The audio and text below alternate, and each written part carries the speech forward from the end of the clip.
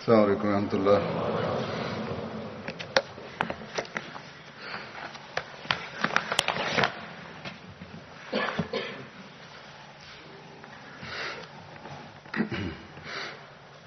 أشهد أن لا إله إلا الله وحده لا شريك له وأشهد أن محمدا عبده ورسوله أما بعد فأعوذ بالله من الشيطان الرجيم بسم الله الرحمن الرحيم الحمد لله رب العالمين الرحمن الرحيم مالك يوم الدين إياك نعبد وإياك نستعين اهدنا الصراط المستقيم صراط الذين أنعمت عليهم غير المغضوب عليهم ولا الضالين.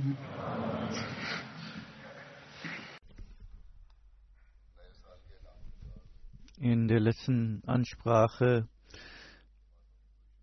habe ich auch über die Positionen der Länder berichtet in der Waqf Jadid und in den Jamaats der Großbritannien hatte ich gesagt, die Jamaat in Islamabad ist die erste, aber es hat sich herausgestellt, dass diese Analyse falsch war. Die erste Position hat Orcha Jamaat belegt und an zweiter Position liegt Islamabad. Wie das passieren könnte, die Details dazu kann ich nicht vorlegen, aber ich möchte am Anfang hier das korrigieren.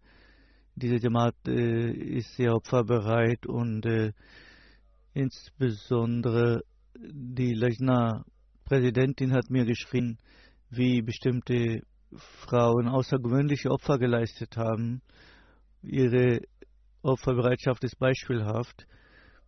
Möge Allah ihre Gelder und ihre Personen segnen.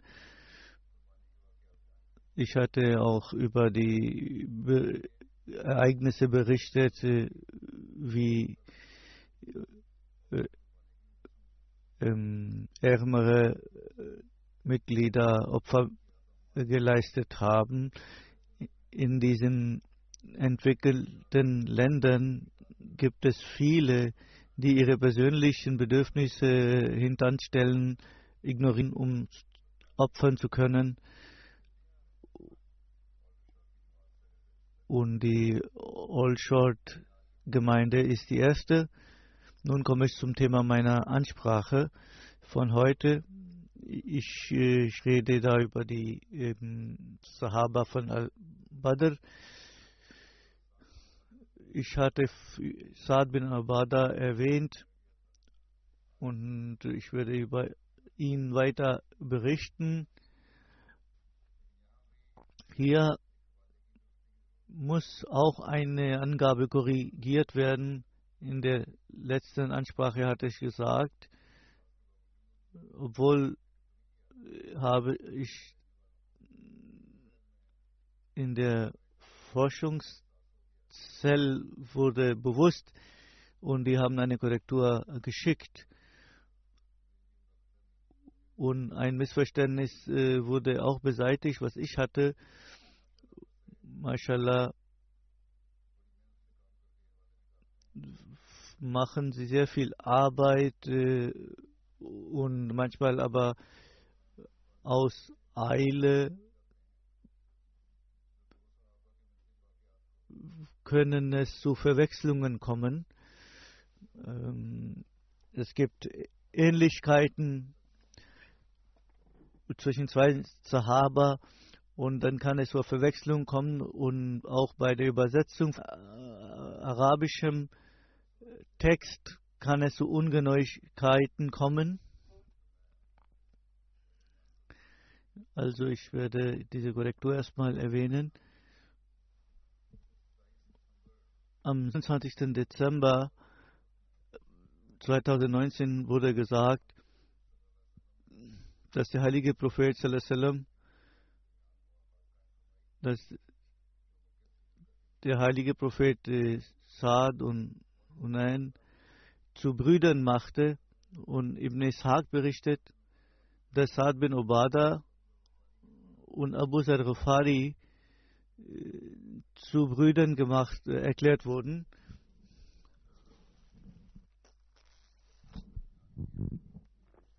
Waqidi sagt, das trifft nicht zu, weil die Mu'akhat, also diese Verbüderung, fand vor der Badr-Schlacht statt. Der war damals nicht in Medina, er war noch nicht da und er kam nach der Grabenschlacht. Und das war sein Argument. Es trifft nicht zu. Geht es bei Ibn Khunais, dort im Buch steht es, wo es entnommen wurde,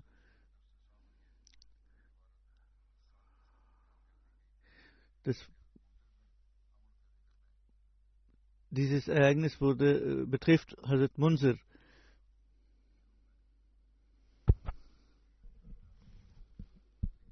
Und die Details dazu habe ich am 25. erwähnt. Nun, diese Korrektur war notwendig und nun, als diese Grabenschlacht stattfand,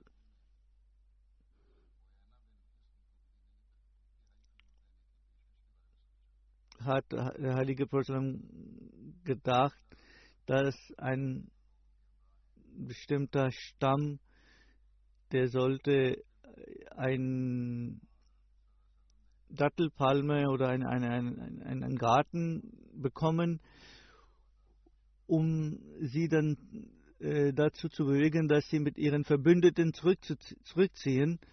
Darauf sagte einer: O Prophet Allahs, wenn Sie ein solches Gebot haben von Allah, tun Sie das. Aber wenn das nicht so ist, dann werden wir nichts geben, außer dem Schwert. Das heißt, wir werden kämpfen für unser Recht. Die sollen für bestraft werden, die hier das Versprechen nicht eingehalten haben. Der heilige Prophet sallallahu sagte: Mir ist nicht geboten worden, das ist meine persönliche Meinung, die ich euch vorgelegt habe. Die beiden sagten: O Prophet Allahs sallallahu, diese Menschen haben in der Zeit von Unwissenheit nie so etwas von uns gefordert. Wir werden also genauso verfahren wie früher.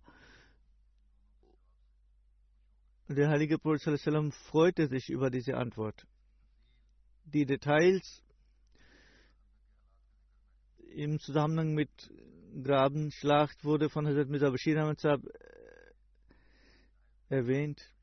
Er schreibt, diese Tage waren für die Muslime voller Gefahren. Die Zeit wurden die immer schwächer, obwohl ihre Herzen voller Glauben waren, aber die Körper folgten den materiellen Gesetzen und sie wurden immer schwächer. Die körperlichen Bedürfnisse, Ruhe, Ernährung, diese Belagerung dauerte an, deswegen wurden sie immer schwächer und waren erschöpft und das war eine natürliche Sache. Darauf hat der heilige Prophet sallallahu alaihi wasallam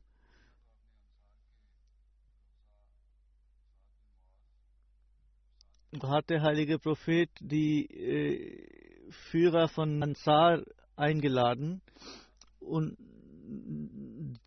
sich mit ihnen beraten, wie es geht, so die Situation ist so schlecht, also was soll man tun in dieser Situation?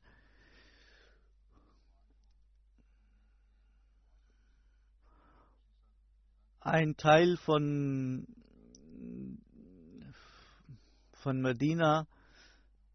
Medinas Gärten oder den angrenzenden Gärten sollte denen gegeben werden und sie sollten dann vertrieben werden oder zumindest so angeregt werden, zurückzuziehen. Aber sie haben das abgelehnt und sie haben gesagt, dass, weil das kein Gotteswort war, deswegen der heilige Prophet hat gesagt, es ist kein Gebot Gottes, aber ich berate mich mit euch, weil es so schwer ist. Sie sagten, wir waren in der Unwissenheit nicht bereit, Zugeständnisse zu machen. Warum sollen wir jetzt im Zustand des Glaubens Zugeständnisse machen und wir werden nur mit umgehen oder denen nur auf Schwert geben.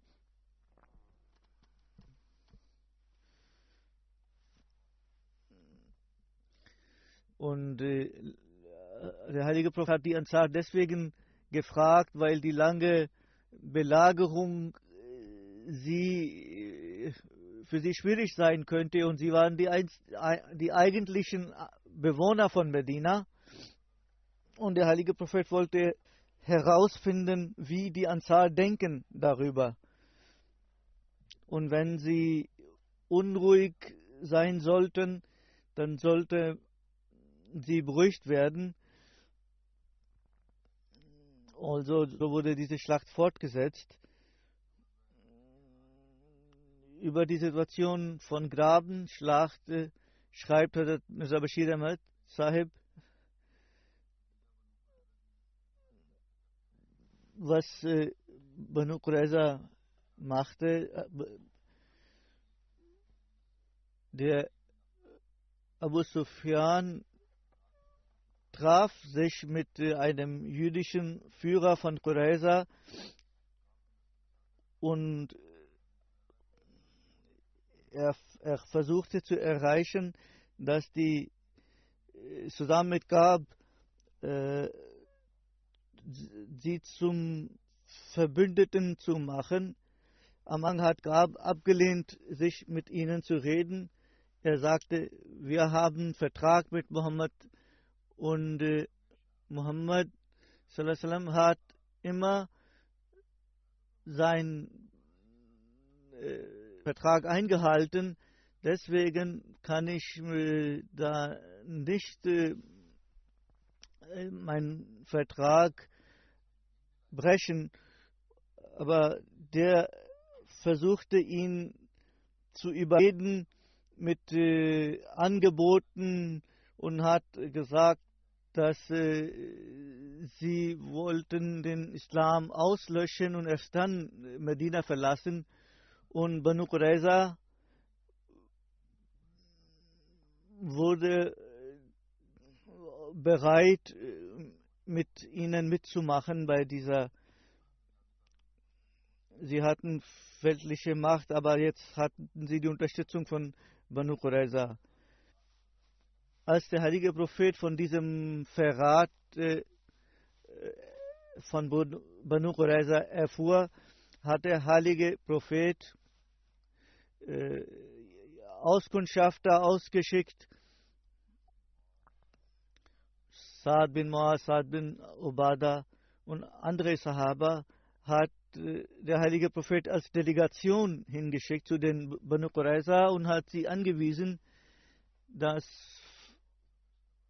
wenn es eine sorgenvolle Nachricht ist, dann sollten Sie das nicht sofort sagen, sondern das im Stillen mitteilen. Und als sie da ankamen und mit dem zum Grab gingen und mit ihm sprachen,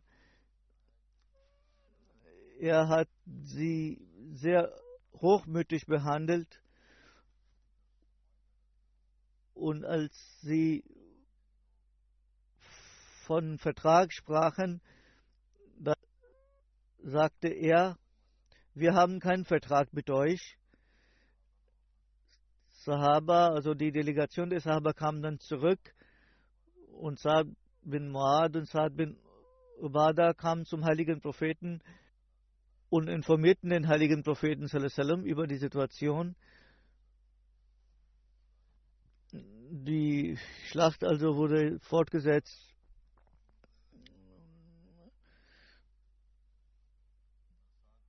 Bei der Schlacht von Banu Qurayza, Hazrat Abu Ubadah hat viele Kamelladungen an die Muslime geschickt und das waren Datteln, und der heilige Prophet sagte, Datteln sind sehr gute Nahrungsmittel.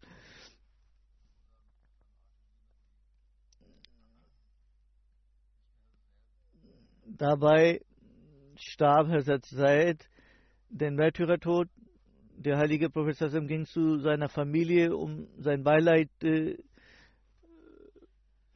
Die Tochter weinte sehr, und der heilige Prophet fing auch an zu weinen. Und Sa'd bin Ubadah sagte darauf, O Prophet Allahs, was ist das? Der heilige Prophet sagte,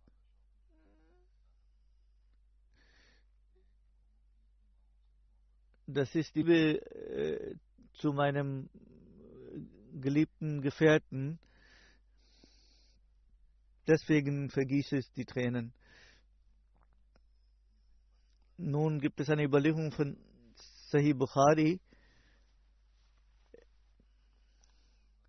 als der heilige Prophet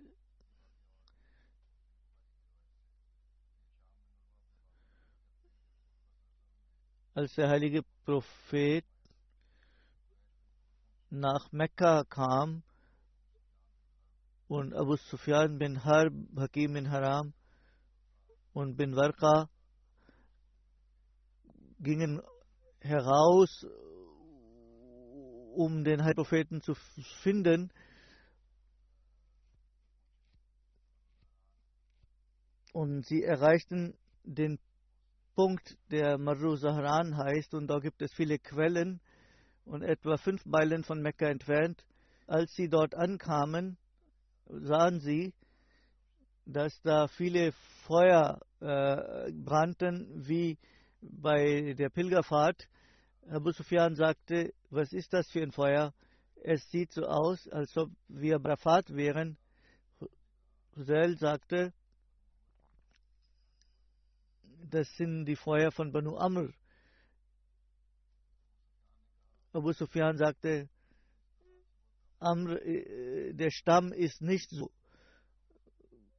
groß, und einige der Beschützer des heiligen Propheten sahen sie und sie haben sie festgenommen und sie wurden zum heiligen Propheten gebracht. Abu Sufyan bekannte sich zum Islam, als der heilige Prophet loszog. Er fragte Hazrat Abbas,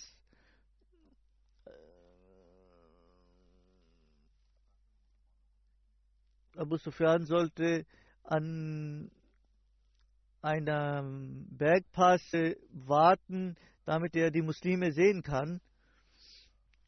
Und die ganzen Heere der Muslime gingen an ihm vorbei, an Abu Sufyan vorbei.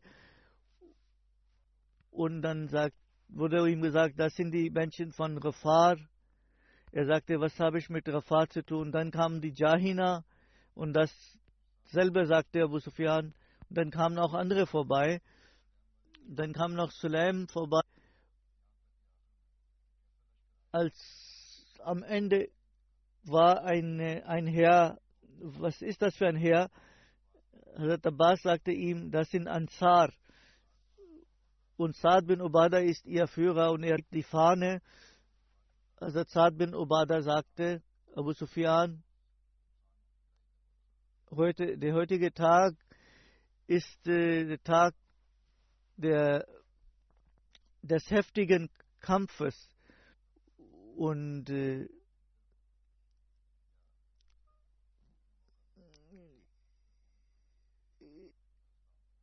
ich bin jetzt Muslim, wenn ich auf der anderen Seite wäre, dann hätte ich gerne gekämpft. Dann war eine kleine Gruppe und das war der heilige Prophet sallallahu alaihi wasallam und waren seine Gefährten und der Fahne des heiligen Propheten hat Zubair bin Awam getragen. Abu Sufyan sagte, wissen Sie nicht, was Saad bin Ubadah gesagt hat? Er sagte es, wiederholte die Worte von Saad bin Ubadah. Der heilige Prophet Sassam sagte, das ist nicht richtig. Heute wird kein Kampf, keine Schlacht stattfinden, sondern heute wird die Kaaba geehrt und bedeckt.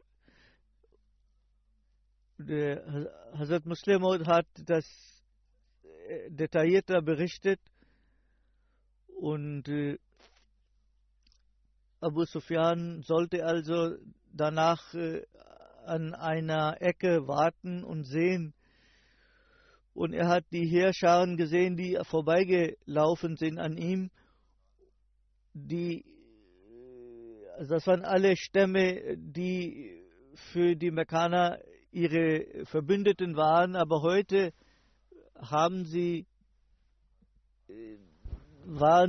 auf der Seite der Muslime und sie haben sich zu einem Gott, mächtigen Gott bekannt und sie waren nicht da, um den heiligen Propheten anzugreifen, sondern sie waren bereit, den heiligen Propheten zu beschützen mit ihrem Leben.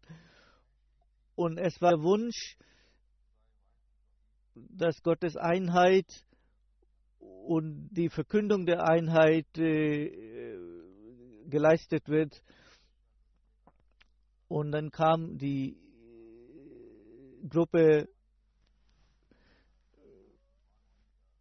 des Stamms Aschia und sie waren voller Begeisterung für den Islam und sie haben mit ihren Slogans das auch geäußert und der Abu Sufyan fragte, wer ist das? Da hat ihm gesagt, das ist der Stamm Aschia. Abu Sufyan schaute zu Abbas und sagte, diese waren die erbittersten Feinde des Muhammad. Und Ibn Abbas sagte, das ist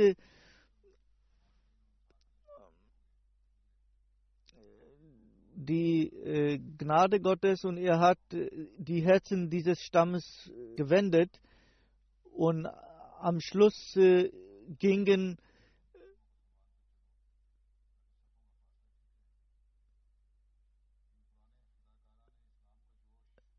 die Sahaba und die Ansar mit in Leitung des heiligen Propheten vorbei und ihren Glauben konnte man in ihren Gesichtern erkennen und Abu Sufyan, als er das sah, das Herz von Abu Sufyan wurde erzittert und er fragte, wer sind diese Leute und dann wurde ihm gesagt, das ist der heilige Prophet mit Ansar und Muhajirin und Abu Sufyan sagte, niemand hat die Macht gegen diese Schar, gegen dieses Heer zu kämpfen. Und Abu Sufyan sagte, er ist zum König geworden und Ibn Abbas sagte, du hast das immer noch nicht erkannt, das ist nicht Königtum, sondern Prophetenschaft. Und er sagte darauf, ja, das ist Prophetenschaft des heiligen Propheten Muhammad sallallahu alaihi wasallam.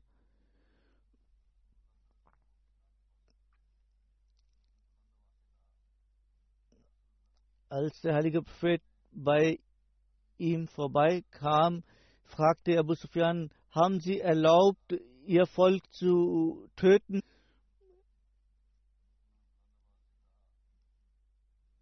Er sagte mit lauter Stimme und er sagte, mir wurde gesagt, dass heute ein Kampf stattfinden wird und Abu Sufyan sagte, Sie sind barmherzig und Sie pflegen die Verwandtschaftsbande, kümmern sich um Ihre Verwandten. Wollen Sie heute Ihr Volk schlagen und töten?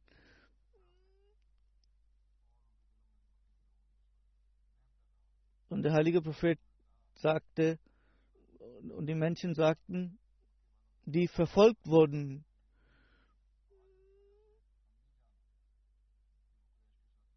wir wissen nicht, was die Ansar tun werden mit Quraysh. Der heilige Prophet sagte, Abu Sufyan, Saad hat falsch gesagt, heute ist Tag der Gnade, Gott wird Quraysh und Kaaba Ehre verleihen. Und dann schickte der heilige Prophet zu Saad und sagte, du sollst deine Fahne an deinen Sohn geben und er soll dein Heer anführen. Und der heilige Prophet hat also es vermieden, dass die Gefühle von Ansar verletzt werden, und gleichzeitig hat er auch geschützt, die Mekkaner geschützt. Qais war ein sehr anständiger junger Mann. Es wird in der Geschichte berichtet, dass wenn Menschen zu ihm kamen, als er im Sterben lag, er fragte danach, warum kamen bestimmte Leute nicht. Und die Freunde sagten, sie sind wohltätig und sie sind sehr wohlhabend. Sie haben vielen von Menschen Geld verliehen und viele Menschen haben Geld von ihnen geliehen und sind nicht gekommen, dass sie vielleicht Geld zurückverlangen in dieser Situation.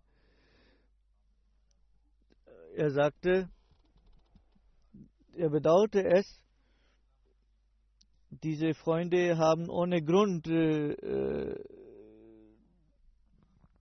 daran gedacht, gebt bekannt, dass jeder, der Qais Geld schuldet, der muss diese nicht zurückzahlen. Und da kamen zahlreiche Menschen, um ihn zu besuchen, sodass sogar die Treppen bei ihm zu Hause zerbrachen.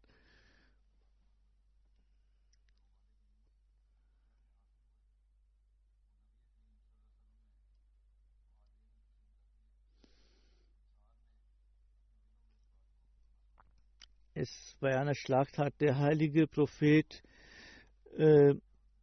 die Kriegsgüter, die man bekommen hatte nach der Schlacht, unter den Muhajirin verteilt, und die Ansar haben das gefühlt und es wird überliefert.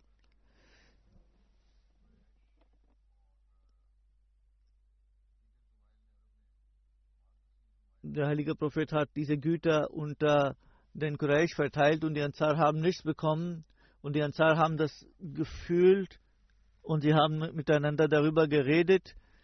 Ein sagte sogar, der heilige Prophet hat uns vergessen. Saad bin Ubadah kam zum heiligen Propheten und sagte, O Prophet Allahs, diese Stamm fühlt etwas über sie, die Ansar also. Sie haben Güter verteilt unter ihrem Volk und unter anderen Arabern. Und der heilige Prophet fragte ihn, wie ist deine Meinung? Er sagte, O Prophet Allahs, ich bin nur ein Mitglied meines Volkes und ich habe sonst keine Bedeutung. Der heilige Prophet sagte, versammelt euren Stamm. Also die Ansar kamen, haben sich versammelt und Muhajirin waren auch da. Die kamen, wurden reingelassen und andere Menschen kamen auch und die Ansar haben sie nicht hereinkommen lassen.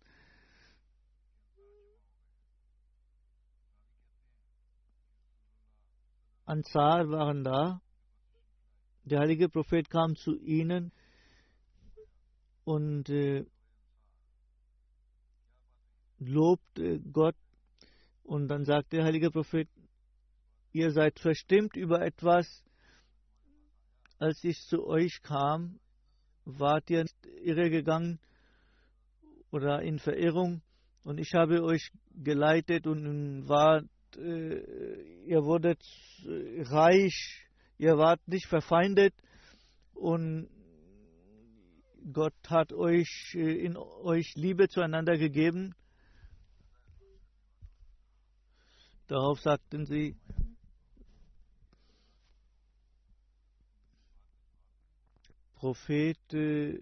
Gott und sein Prophet haben uns Güte erwiesen. Und Güte, der heilige Prophet fragte, warum antwortet ihr nicht?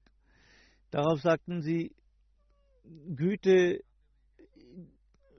der Prophet erweist uns Güte.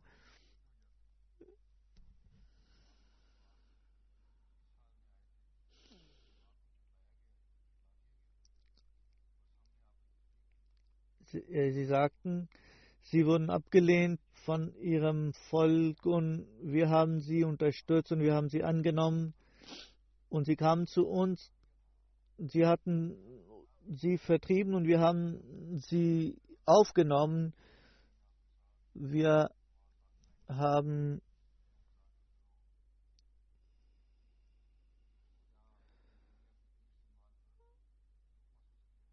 der heilige Prophet fragte, das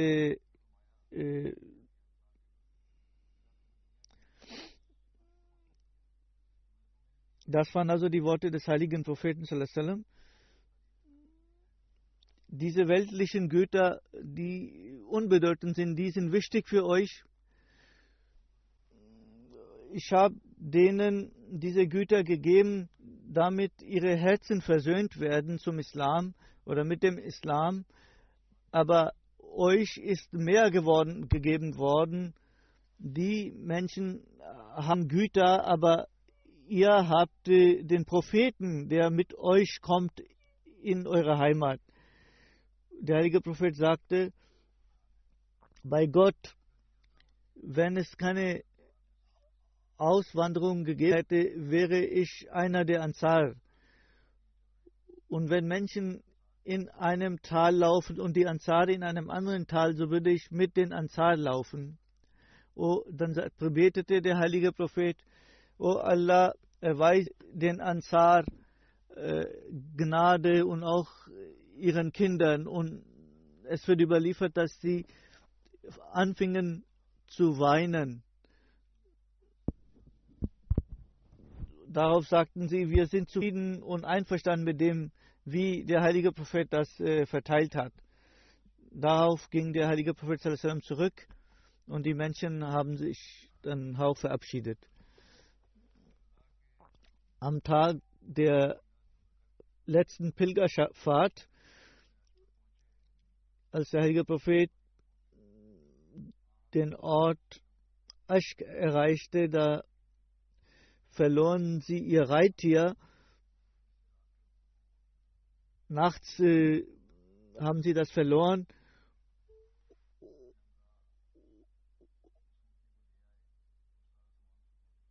Und ein Herr brachte aber diese Kamelstute zurück mit Gütern darauf.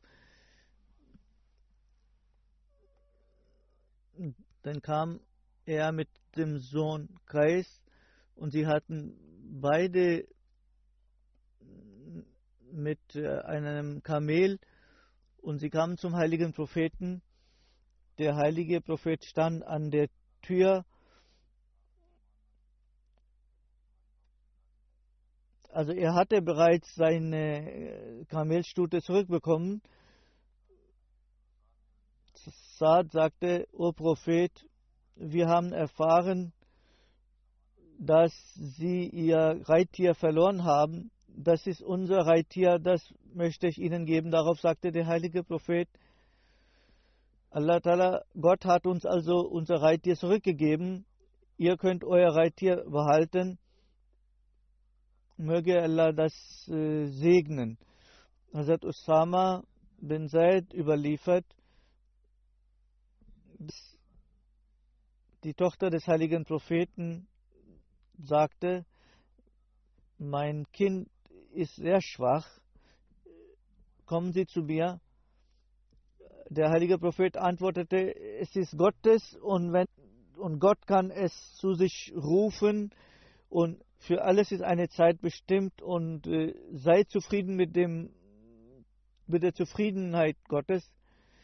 Und die Tochter sagte nochmals und sagte, ich schwöre bei, kommen Sie zu mir.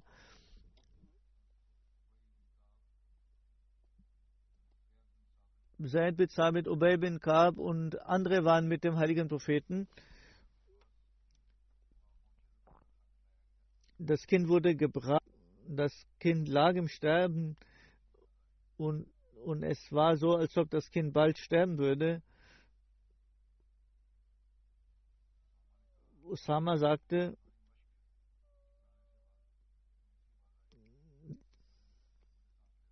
es atmete schwer.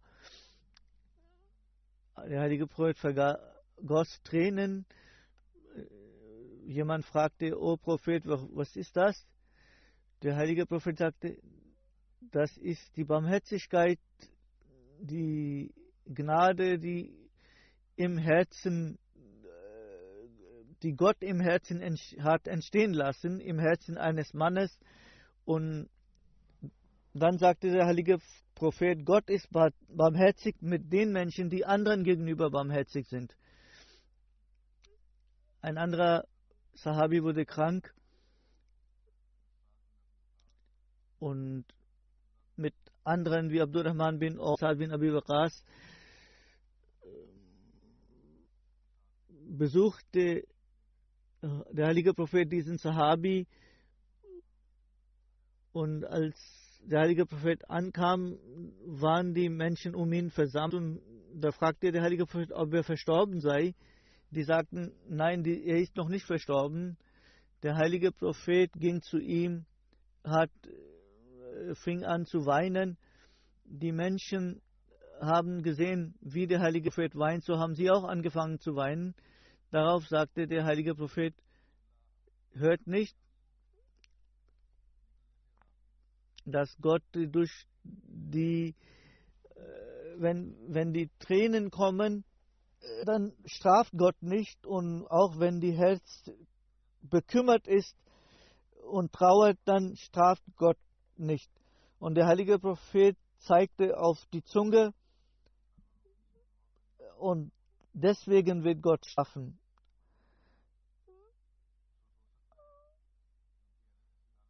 Er war in einem Zustand, vielleicht der heilige Prophet also für ihn gebetet und deswegen hat der heilige Prophet geweint. Die anderen haben geweint, weil sie dachten, er liegt im Sterben, und der heilige Prophet sagte, es ist nicht verboten zu weinen. Aber wenn Gott seinen Willen zeigt, dann sollte man mit dem zufrieden sein. Und wenn sie ihre Tränen vergießen, also wenn man weint aus Zufriedenheit mit Gottes Willen, dann ist es erlaubt und gestattet. Jemand kam zum heiligen Propheten und begrüßte den heiligen Propheten. Es war ein Ansari. Der heilige Prophet fragte ihn, wie geht es meinem Bruder Saad bin Abada? Also der heilige Prophet stand dann auf und wir waren ungefähr 10 Menschen. Wir hatten keine Schuhe an, wir waren in Eile. Wir kamen zu ihm.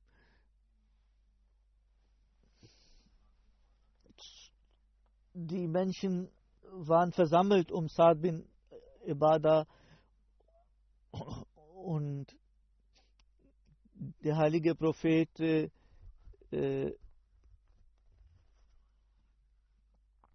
und seine Begleiter kamen dann an das Bett des Kranken. Jemand berichtet, dass sein Vater ihm sagte, er soll Harira zubereiten. Das ist eine Speise aus Mehl und Fett und Milch. Er sagt, gemäß seiner Anweisung habe ich dies zubereitet und dem heiligen Propheten gebracht.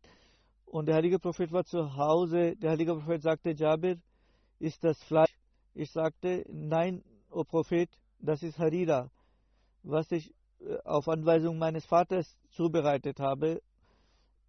Deswegen habe ich das zu ihnen gebracht. Dann ging ich zurück zu meinem Vater. Er fragte, ob ich den heiligen Propheten gesehen habe. Ich sagte, ja. Was sagte der heilige Prophet zu dir?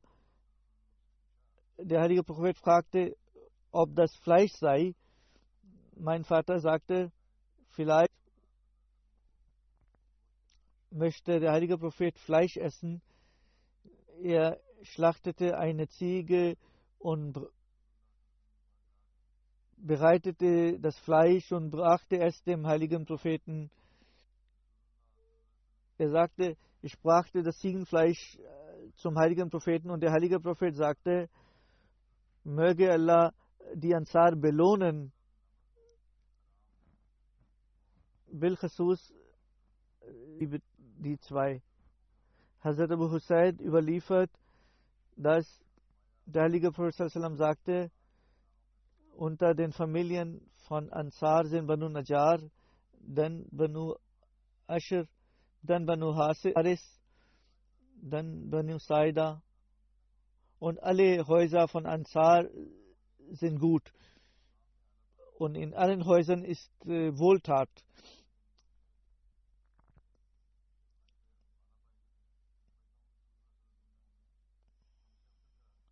Er dachte, dass der heilige Prophet sie als besser erklärt habe als andere.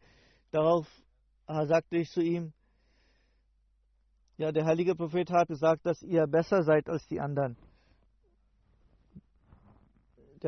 Es wird auch überliefert von einem anderen Gefährten und überliefert dieselbe Liste.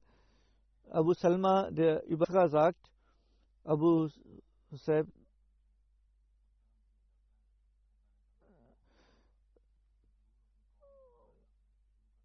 er sagt, als wenn ich diese Überlieferung weitergebe, dann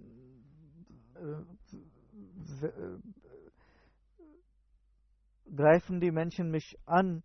Aber wenn ich das erfunden hätte, dann hätte ich meine eigene Familie, meinen eigenen Stamm als Ersten erwähnt.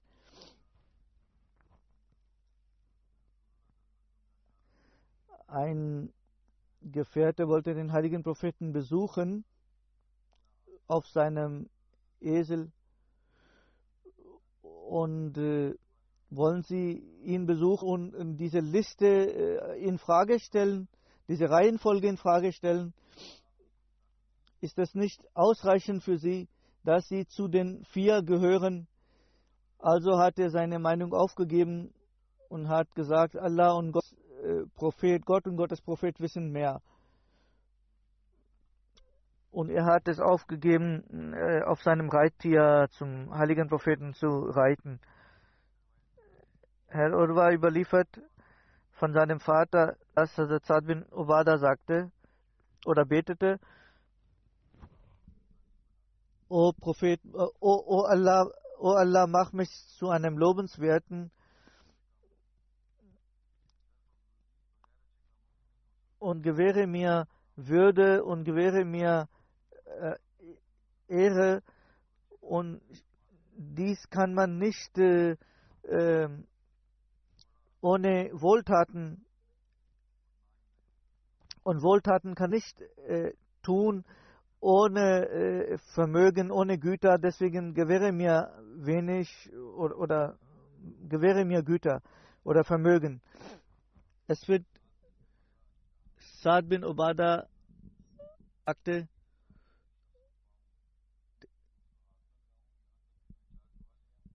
der heilige Prophet, er fragte den heiligen Propheten: Wenn ich sehe, dass meine Frau mit einem anderen Mann ist, darf ich sie nicht anfassen, wenn ich nicht viele Zeugen habe? Er sagte, ich hätte sofort mit Schwert gehandelt. Der heilige Prophet sagte: Hört, was euer Führer hat. Er ist sehr ehrenvoll, aber ich habe mehr Ehre, aber Gott hat noch mehr Ehre als ich. Und es gibt eine andere Überlieferung von Muslim. Sa'd bin Ubadah sagte: Wenn ich meine Frau mit einem anderen Mann sehe, soll ich mit Schwert die angreifen? Der heilige Prophet sagte: Die Ehre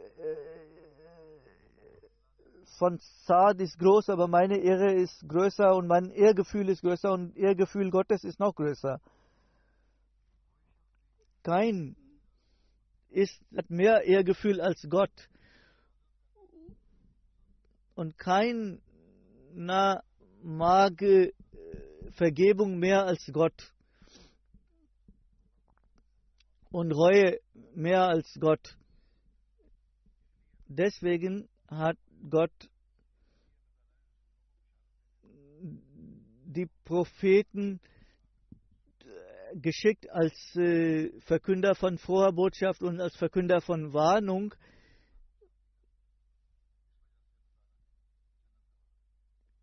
Und deswegen hat Gott auch Paradies versprochen.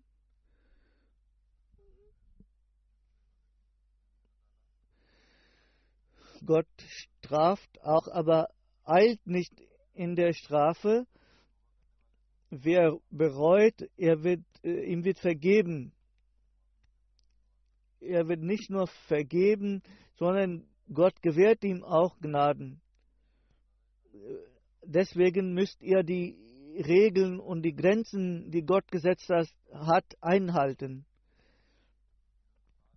Hazrat Sa'd bin Ubadah überliefert, dass der heilige Prophet zu ihm sagte: Schaut auf die Spenden eines bestimmten Stamms, und es sollte nicht so sein, dass du ein falsches Kamel am Tag des jüngsten Gerichts ein falsches Kamel besitzt. Darauf sagt er: O Prophet, geben Sie diese Verantwortung an jemand anderen. Wenn ich jemandem sein Recht erfüllen kann, dann ist es dann werde ich mich verantworten müssen vor Gott dafür. In der Zeit des heiligen Propheten haben 6 Ansar den Koran versammelt. Hazrat Sa'd bin Ubadah gehört auch dazu. Hufaz waren Ubadah bin Sabit, Muaz, Mujammeh bin Harsa, Fazala bin Ubair, Muslima bin Mukhallad, Abu Darda, Abu Zaid, Zaid bin Sabit, Ubay bin Kaab und Saad bin Ubada, Waraka. Aus der Geschichte wird überliefert, dass viele Sahaba waren Hafiz. Es fehlt noch ein Teil davon und das wird nächstes Mal, ich werde in der nächsten Sprache darüber sprechen.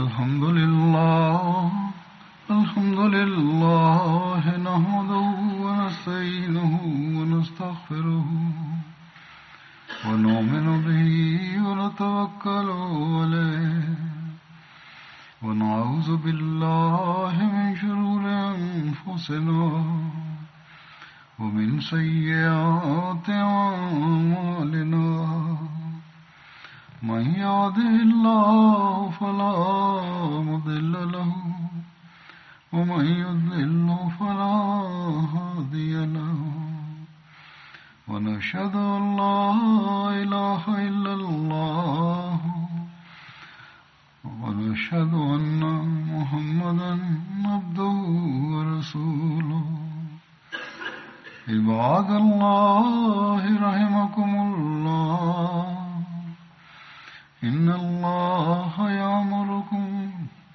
الله يأمر بالعدل والإحسان وإيتاء ذي القربى وينهى عن الفحشاء والمنكر والبغي يعظكم لعلكم تذكرون اذكروا الله يذكركم وادعوه يستجب لكم ولذكر الله أكبر